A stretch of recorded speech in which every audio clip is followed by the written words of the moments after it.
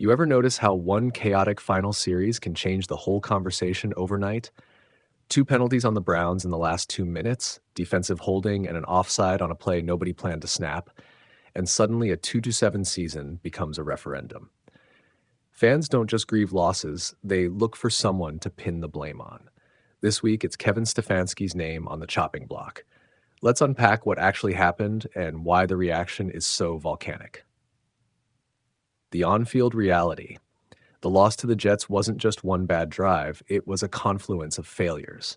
Special teams gave up 2 return TDs earlier, which stacks the deck against you before the fourth quarter even begins. The offense sputtered. Gabriel took 6 sacks, and the defense, which forced a critical stop momentarily, was undone by 2 late drive-extending penalties on Devin Bush and Cameron Thomas.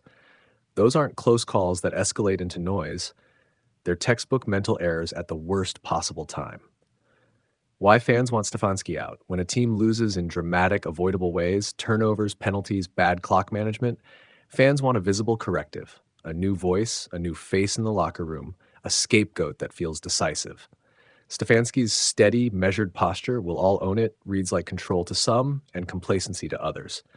In a town thirsty for action, measured equanimity looks like inaction.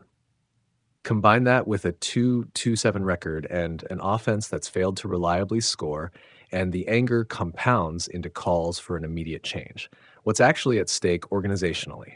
Firing a head coach midseason is not a pure moral judgment, it's strategic risk. You either admit the current plan is collapsed and reset priorities midstream by a short-term upheaval but signal of accountability, or stick with Stefanski, double down on corrective work, practice discipline, special teams overhaul, possibly QB change, and hope process wins out. Ownership in the front office must weigh PR pressure against long-term franchise stability. If the roster truly lacks execution and talent in key spots, firing the coach solves optics more than results.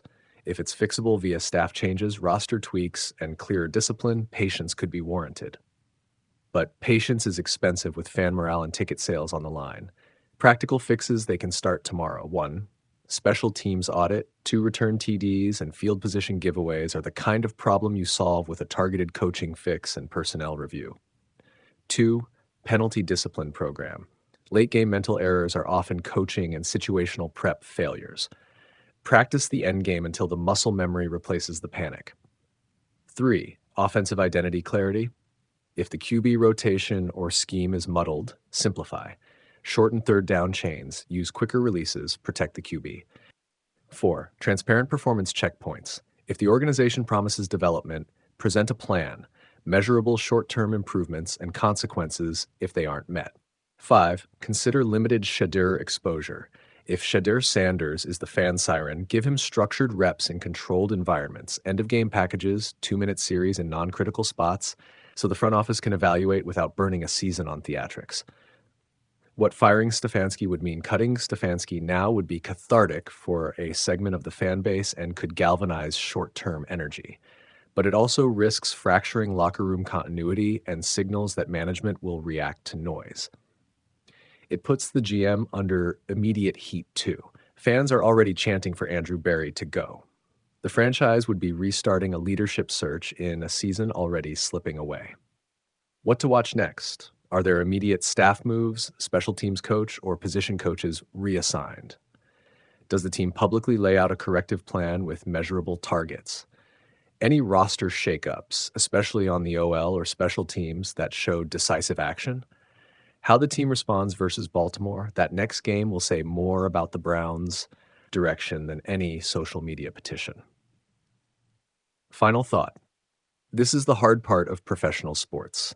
Victories are binary, losses are narrative. The Browns have given their city plenty of reasons to demand change, and they'll get louder if the next weeks look the same.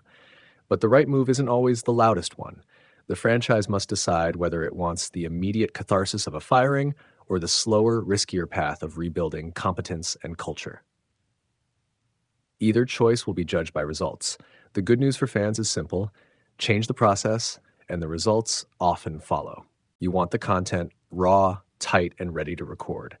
Here's an 8-minute VO script in clear American English. No acts, no timeline notes, just the story. You could hear it coming, Not on the scoreboard, but in the small, stupid ways a team gives a game away. Two special teams touchdowns, late game brain cramps, a flurry of penalties when the clock got loud, and suddenly the Cleveland Browns, a team that showed flashes of promise earlier this season, looked like a franchise that forgot how to finish. Sunday's 27-20 loss to the New York Jets wasn't a single mistake. It was a catalog of tiny failures that add up to a very public problem. Fans saw it and reacted the way football fans react when anger meets helplessness. Fire the coach, clean house, do something dramatic. The noise is loud. The question is the noise justified? Here's what happened in the ugly, awful final sequence. Cleveland needed a stop with under 2 minutes remaining, a classic desperation defense moment. Instead, Devin Bush got flagged for defensive holding on 3rd and 16, gifting the Jets a fresh set of downs. Then, as if the universe wanted to underline every wrong choice, Cameron Thomas jumped offsides on a play nobody expected to snap, handing New York yet another free first down and the right to kneel out the clock. Those two flags weren't fancy. They weren't schematic failures. They were mental errors, the kind that scream, this team isn't locked in. That's the kind of thing fans see, remember, and use as evidence that the coach has lost the locker room.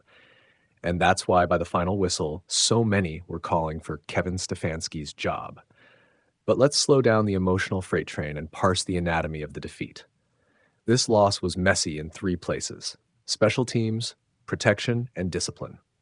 The Browns surrendered touchdowns on both a kickoff and a punt.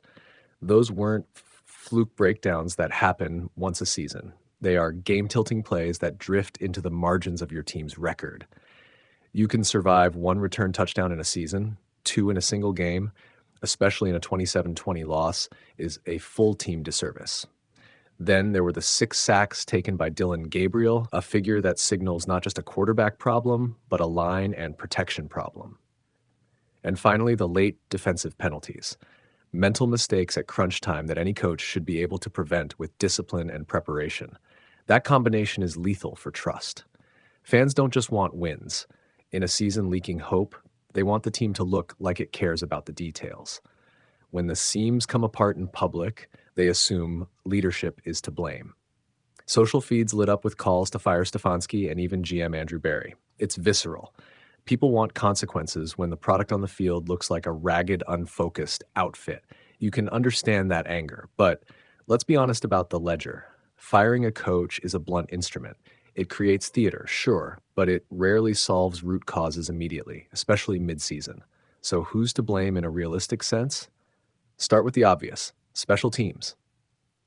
You can coach fundamentals until your voice gives out, but the unit that fields kickoffs and punts needs schematics, tackling drill reps, and disciplined lane assignments week to week. 2 return TDs in 1 game suggests preparation gaps, personnel issues, or both. That's on the coordinator and the special teams coaches, and by extension, the head coach for staffing and oversight. Next, the offensive line. 6 sacks are a red flag in any context. Whether it's communication on blitz pickup, slide protections, or simply physical mismatches, the line failed to protect the very asset the Browns bought hope with, their quarterback. And finally, the late-game defensive mental errors are the most damning because they're not schematic misfires. They're lapses in situational awareness. That's leadership territory, how you prepare the unit to play the final 6 minutes of the game. Now let's talk about the quarterback conversation, because it's stapled to this debate.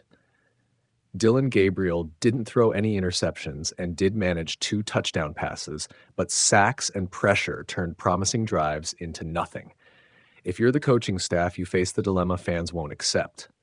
Do you keep a young starter in place to see development through, or do you yank him for a rookie who, for all the hype, has no regular season reps?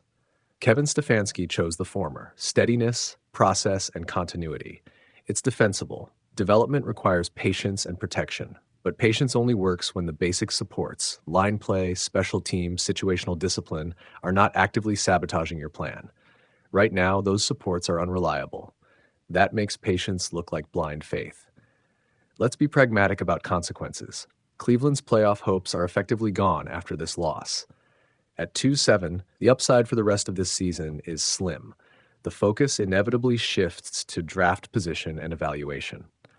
The next 5 weeks in this light are less about salvaging 2025 and more about answering questions for 2026. Who is your quarterback? Who on the roster is keepable?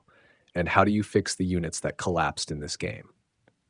That's cold but true. For ownership in the front office, this season now becomes an audit, a time to collect evidence, not press sound bites. If the tape shows